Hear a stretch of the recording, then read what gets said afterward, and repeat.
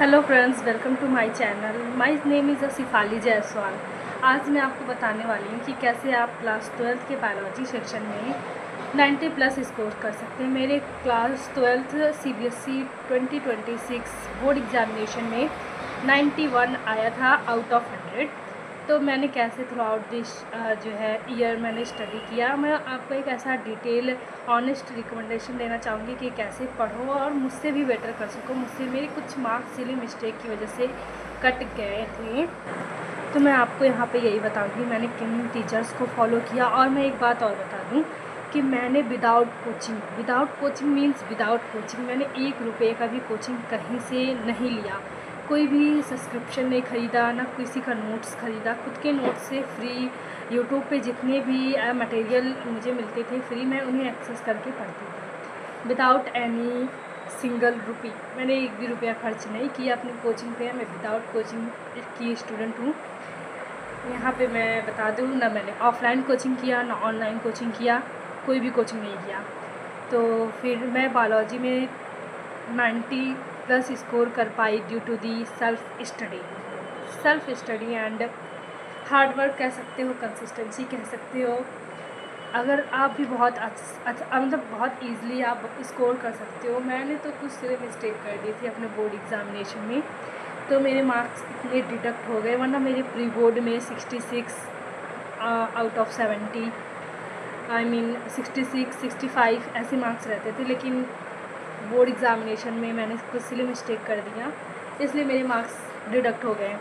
तो मैं अपना पूरा बताने वाली हूँ क्योंकि मैंने किन टीचर्स को फॉलो किया, कैसे नोट्स बनाए, कैसे मैं रिवाइज़ करती थी। जनरली बच्चों को क्या होता है कि उन्हें बायोलॉजी याद नहीं होती। वो ऐसा सोचते हैं, बायोलॉजी को ऐसा रट्टाफिकेशन की नज़र से देखते हैं कि बायोलॉजी में है ही क्या, रट्टाफिकेशन का है उसमें सब कुछ।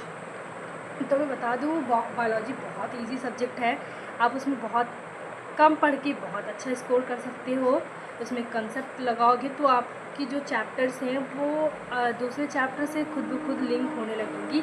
अगर आप उसे एक बार भी पढ़ लोगे तो आपको ऐसा दोबारा पढ़ने का ज़रूरत नहीं पड़ेगा। Biology is my favourite one of the subject. Okay, तो बायोलॉजी में मैं अच्छा स्कोर कर पाई कुछ स्टेप्स की वजह से। मैंने जो फॉलो किया थ्रू आउट द ईयर, एक स्पेशल पॉइंट बता दूँ, मैं अपने क्लास में टॉपर रही हूँ।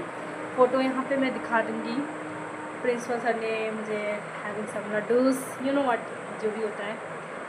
अगर आप भी एक टॉपर बनना चाहते हो, मैं अपने मार्क्स बताऊँगी अगर इस वीडियो पे यू नो व्हाट 1000 लाइक चले गए तो। मैं अपने मार्क्स और क्लास 12th की बोर्ड एग्ज़ामिनेशन में जितने भी मार्क्स इंडिविजुअल सब्जेक्ट वाइज बताऊंगी। मैंने कैसे पढ़ा, कितना आया, सब कुछ। ओके फ्रेंड्स, तो अब मैं आपको ये बताऊंगी कि मैंने किन टीचर्स को फॉलो किया। मेन मुद्दे पे आते हैं जिसके लिए आप ये वीडियो देखने आए हैं।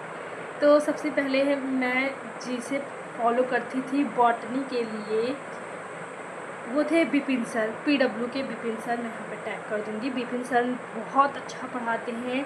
मुझे नहीं लगता उनसे अच्छा बॉटनी कोई पढ़ा सकता है। मतलब वो ऐसा NCERT की चटनी बना के पिला देते थे बच्चे को। तो इतना अच्छा वो बॉटनी पढ़ाते हैं। मुझे उनसे अच्छा बॉटनी के लिए कोई भी टीचर नहीं मिला। मैंने उन्हें ही फॉलो किया, उनसे ही पढ़ा। मैं इस वीडियो में बहुत ही अनबायस्ड हूँ। मैं ये नहीं कह रही हूँ कि PW के बिपिन सर से पढ़ो। मैंने जिनसे पढ़ा मैं उसे बता रही हूँ। आपकी फ्रीक्वेंसी अगर मैच करती है तो यू कैन डेफिनेटली फॉलो। तो मैंने बिपिन सर से पढ़ा। फिर जूलॉजी मैंने समाप्ति मैम से पढ़ा, यहाँ पे दिखा दूँगी मैं।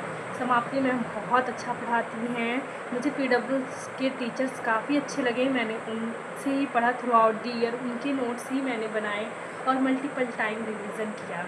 अब रही बात मैंने बुक या फिर क्वेश्चन प्रैक्टिस कहाँ से किया, क्योंकि क्वेश्चन प्रैक्टिस भी उतना ही ज़रूरी है जितना कि पढ़ना। अपने कॉन्सेप्ट को क्लियर रखना is another thing, but you have to do must practice question. तुम्हें क्वेश्चन करने होंगे। अगर तुम कितना भी पढ़ लो, तुम्हें कितना भी याद हो जाए कि तो मुझे सब याद है, लेकिन क्वेश्चन तो तुम्हें करने पड़ेंगे। क्वेश्चन के लिए मैंने 2 बुक फॉलो किया।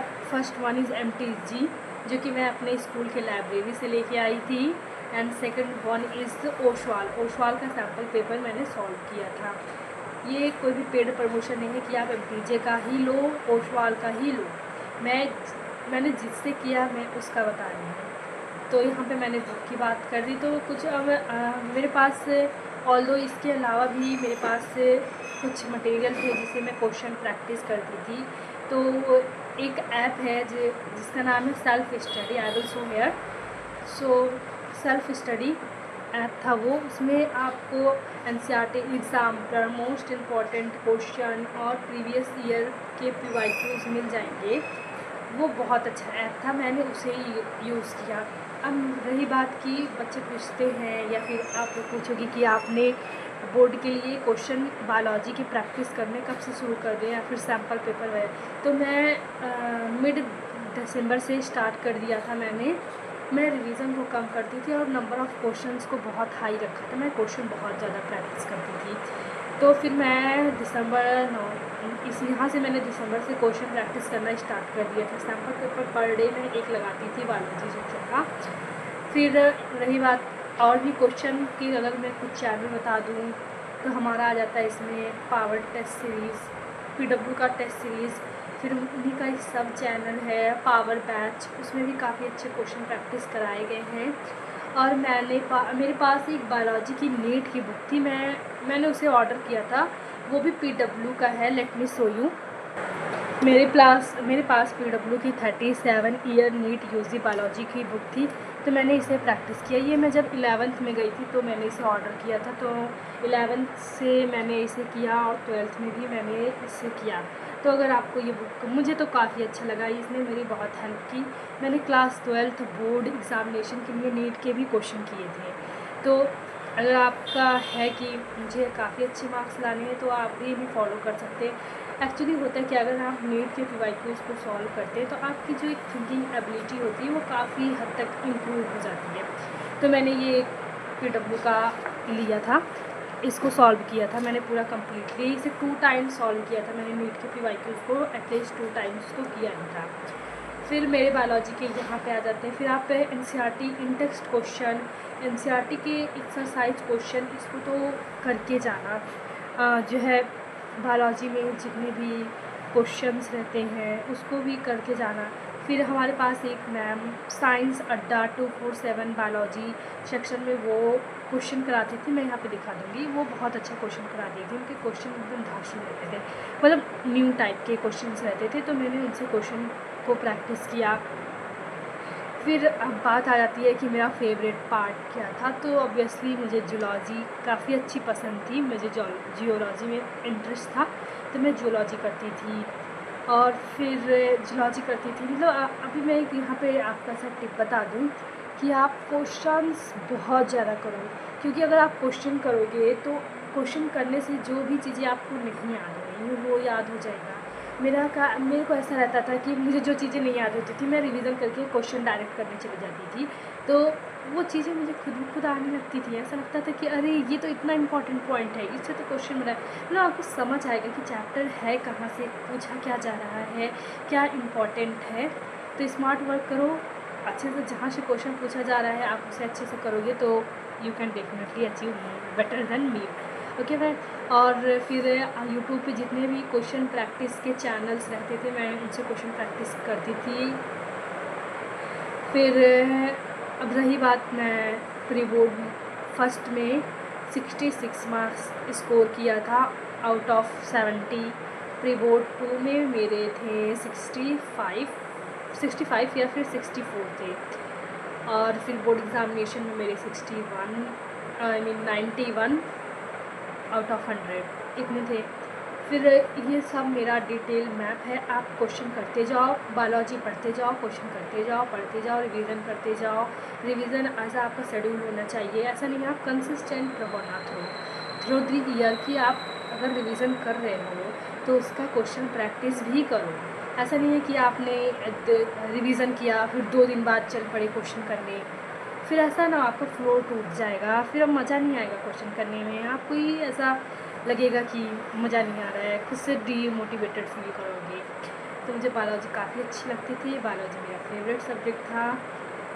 और बस इतना है, पढ़ते जाओ, क्वेश्चन करते जाओ, पढ़ते जाओ, पढ़ते जाओ, क्वेश्चन करते जाओ, ये सब है, करते रहो और काफ़ी अच्छा स्कोर करोगे अगर तुमने ये ऐसा फॉलो कर लिया।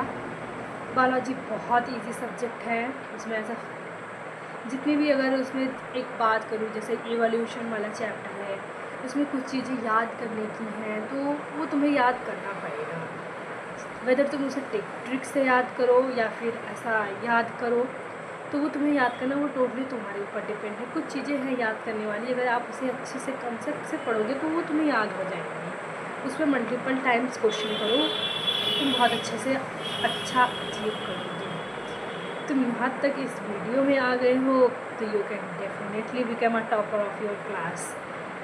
और मैं अपनी पास्ट जर्नी भी बताऊँगी तुमको कि कैसे मैं बहुत what failure to average student हूँ। तो ऐसा मेरा सफ़र कैसा रहा कि मैं एक एवरेज टू टॉपर गर्ल बनी विदाउट कोचिंग, ये सब मैं तुम्हें नेक्स्ट वीडियो में बताऊँगी। और फिर अगर इस वीडियो पे 1000 लाइक हो गए तो ओके फ्रेंड्स, तो बाय बाय, मिलते हैं। अगर आपको किसी और भी सब्जेक्ट का मैप चाहिए, कि केमिस्ट्री का तो मैंने अपलोड कर दिया है, फिज़िक्स का चाहिए, फ़िज़िकल के बहुत से बच्चे होंगे जिनमें फ़िज़िकल एजुकेशन एडिशनल सब्जेक्ट रहता है, मैं अपकमिंग वीडियो वही डालूँगी। और फिर अगर आपको हिंदी इंग्लिश किसी के लिए भी चाहिए तो तुम इस कमेंट बॉक्स में बताना, मैं उसके लिए वीडियो प्रिपेयर कर दूँगी। ओके, और अगर तुम्हें मेरे नोट्स चाहिए तो तुम नोट्स लिखना, I will send you. So friends, thank you.